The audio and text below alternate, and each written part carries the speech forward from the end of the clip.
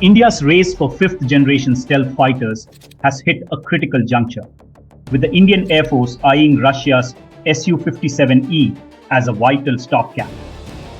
This decision underscores a deepening security crisis as the IAF grapples with just 30 squadrons against a required 42 amid threats from China's J-20s and Pakistan's emerging stealth capabilities. Good evening. This is your host bringing you a hard-hitting analysis on India's aerial vulnerabilities. Recent reports confirm the IAF is prioritizing the Su-57E purchase, up to 60 units deliverable by 2028, to counter stealth threats until the indigenous AMCA arrives. Why the urgency? Decades of program failures, from the cancelled FGFA joint venture with Russia to chronic MiG crashes and Tejas delays, have left India without a single fifth-gen jet, exposing borders to first-strike disadvantages in radar-dominated wars. Picture Chinese J-20s piercing Indian defenses undetected while Rafales play catch-up. Today, we break it down: timelines, sanctions, tech breakdowns, and the smartest procurement path. Buckle up. This is about survival in the skies. Fifth-generation fighter jets have transformed air combat by prioritizing survivability and information dominance over traditional close-range dogfighting. They are designed with all-aspect stealth, typically featuring a radar cross-section below 0.1 square meters, internal weapon base to preserve low observability, and supercruise capability that allows sustained supersonic flight without afterburners for greater fuel efficiency. Their defining strength lies in advanced sensor fusion, which integrates data from radar, infrared search and track systems, and electronic warfare suites into a single, comprehensive battlespace picture. This enables pilots to operate with unprecedented situational awareness, conduct beyond visual range engagements, and coordinate seamlessly within network-centric operations. In essence, these aircraft transform pilots into battlefield managers, orchestrating joint operations while remaining difficult to detect and engage. The HAL AMCA represents India's decisive push toward aerospace self-reliance. A twin-engine stealth platform designed with internal weapon base, supercruise capability, advanced sensor fusion, AI-assistive systems, and the long-term potential for integrating directed energy weapons to ensure multi-role dominance. Following key approvals in 2024, private sector partnerships are expected to be finalized by mid-2026, with prototype rollout targeted for late 2028, a first flight projected around 2029, and operational induction likely in the 2034 to 35 timeframe. However, this extended development timeline creates a strategic gap of nearly a decade, during which the Indian Air Force must continue relying primarily on upgraded fourth-generation platforms against adversaries fielding operational stealth aircraft. While this interim period presents challenges, the successful induction of AMCA would deliver not just a combat platform tailored to India's operational needs, but also long-term technological sovereignty and a strengthened indigenous defense industrial ecosystem.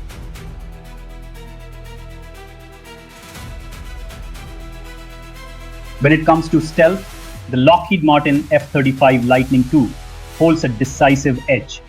Its all-aspect, low-observable design, often sighted around 0.001 square meters in frontal radar cross-section estimates, is achieved through radar-absorbent materials, edge alignment, and serpentine engine inlets that conceal compressor blades. The aircraft is engineered to remain difficult to detect from nearly every angle, allowing it to penetrate dense, layered air defense networks. In contrast, the Sukhoi Su-57E is believed to have a significantly larger radar cross-section, with open-source estimates ranging from roughly 0.1 to 1 square meter depending on aspect and configuration. While its frontal profile is reduced compared to fourth-generation fighters, its side and rear aspects are considered more vulnerable due to exposed engine geometry and less aggressive shaping. In a deep penetration role, this difference becomes operationally significant. In terms of speed and range, the equation shifts. The Su-57E is designed for higher kinematic performance with a top speed around Mach 2 and the ability to supercruise at approximately Mach 1.5 to 1.6 without afterburners, depending on engine configuration. Its combat radius is often cited near 1800 to 1900 kilometers on internal fuel. The F-35, by comparison, has a top speed of around Mach 1.6 and limited sustained supercruise capability. Its combat radius is roughly 1400 to 1500 kilometers, depending on the variant. For extended patrols over large geographic spaces, particularly in high-altitude sectors, the Su-57E offers stronger raw performance margins. Maneuverability also favors the Russian platform. The Su-57E incorporates three-dimensional thrust vectoring nozzles, enabling extreme agility at high angles of attack and strong post-stall maneuvering performance. This makes it formidable in close-in engagements if a fight devolves into visual range combat.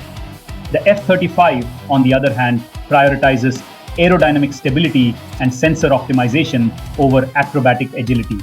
It is maneuverable but not designed to dominate traditional dogfights in the same way. Its philosophy is to avoid such scenarios through first look, first shot advantage. Avionics and battlefield awareness represent another major distinction. The F-35's AN/APG-81 AESA radar, combined with its distributed aperture system and advanced sensor fusion architecture, creates an integrated 360-degree picture of the battle space. The pilot receives a unified, data-linked operational view, making the aircraft highly effective in network-centric warfare.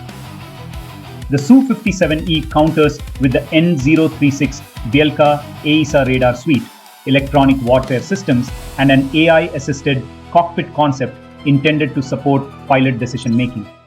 While advanced, the overall sensor fusion maturity and global operational validation of the F-35 currently appear more robust. Payload capacity between the two platforms is broadly comparable in total weight, with both capable of carrying significant internal and external loads. However, the F-35's weapons ecosystem is closely tied to US-approved munitions, often with export controls and higher acquisition costs.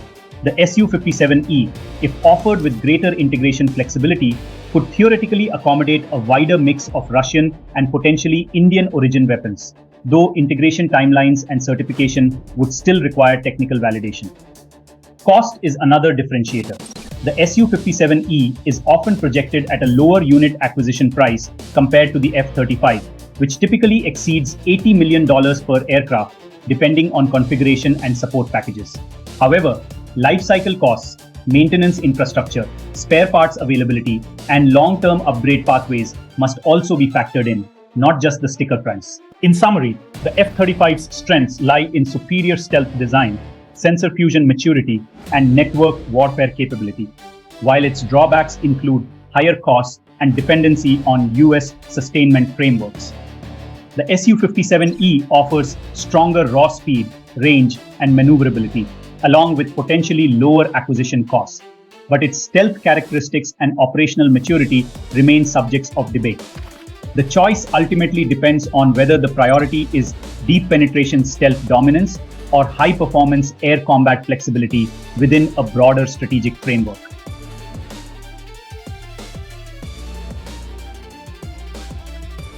India is increasingly leaning toward acquiring foreign fifth-generation fighter jets, primarily because of an urgent capability gap that cannot be filled in the near term by its indigenous programs. The Indian Air Force's squadron strength has fallen well below sanction levels, while regional rivals, especially China with its Chengdu J-20, are rapidly deploying operational stealth fleets.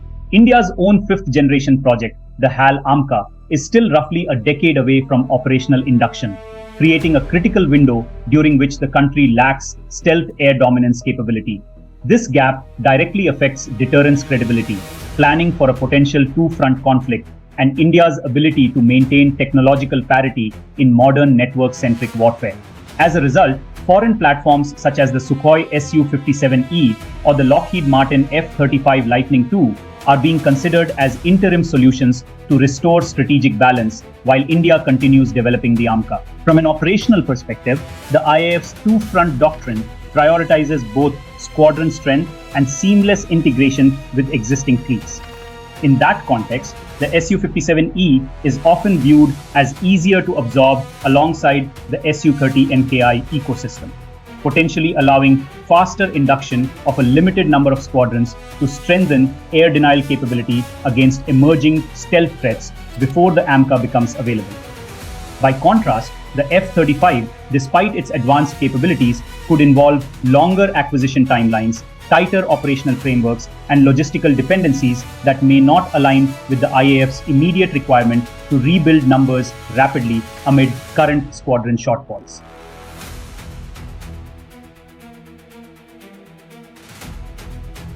India is planning for procuring around 40 units of the Sukhoi Su-57E in the near term, could be positioned as a strategic bridging solution rather than a permanent doctrinal shift. The argument in favor rests on relative affordability, potential co-production through HAL, and compatibility with India's existing Russian origin ecosystem, such as the Su-30 NKI. This approach could, in theory, buy time for the indigenous HAL AMCA program to mature without immediately locking India into the tighter technological and software control frameworks associated with the Lockheed Martin F-35 Lightning II. A limited or evaluation-based engagement with the F-35 rather than full fleet induction would preserve diplomatic flexibility while avoiding long-term dependency risks.